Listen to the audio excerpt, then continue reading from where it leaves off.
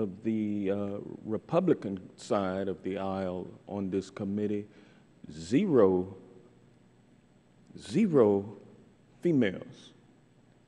Now, this is a glaring deficiency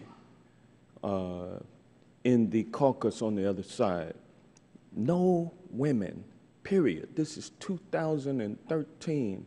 Not one single Republican female on the Judiciary Committee, which is engaged in what I have always referred to as a war on women that continues up to this very day. It's just, this is crazy.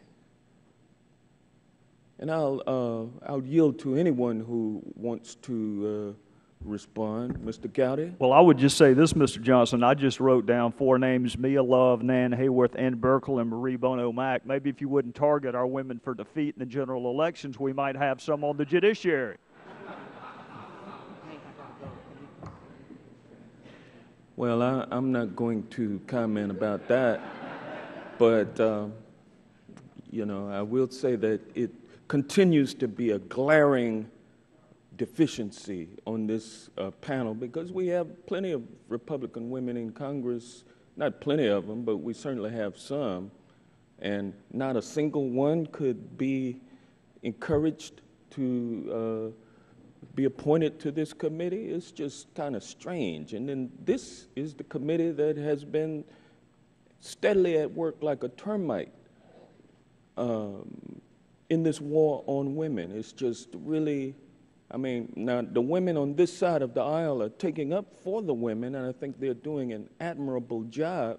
The comment or the question that my colleague from Texas asked earlier about who over there has actually been, what was it, who has been raped?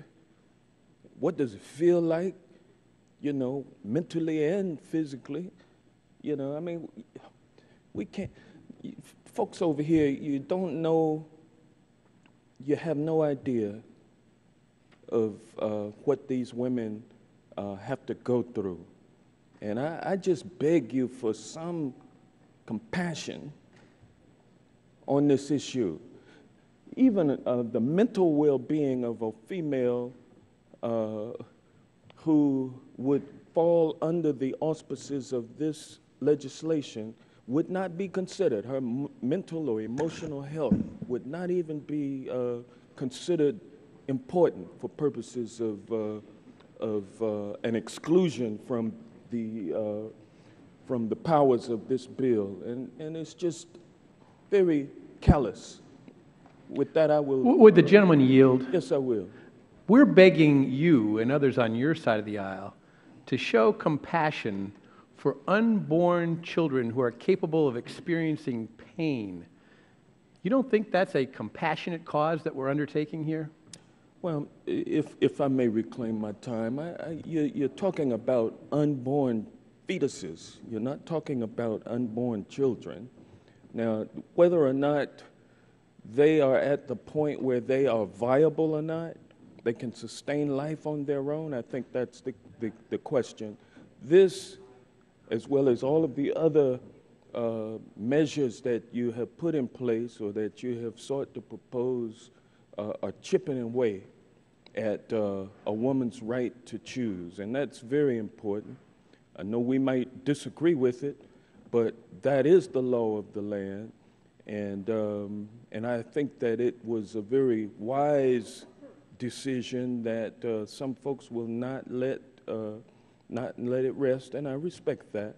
But this is why the elections of people to represent the people are so important. If you don't have any women representing women, then the women are going to get it's going to be a war on women. The time of